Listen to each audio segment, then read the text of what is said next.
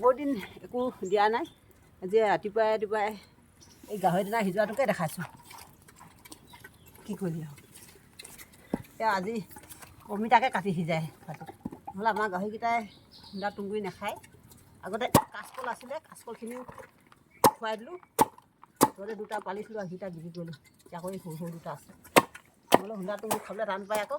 সেইকাৰণে অমিতা ঘৰ কিনিবলৈ গ'লে 8 টকা, আমাৰ ঘৰতে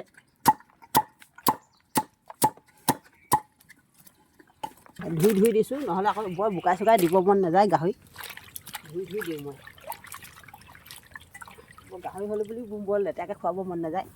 কলডিলো দিছোঁ, ইয়াত কলডিল আছে।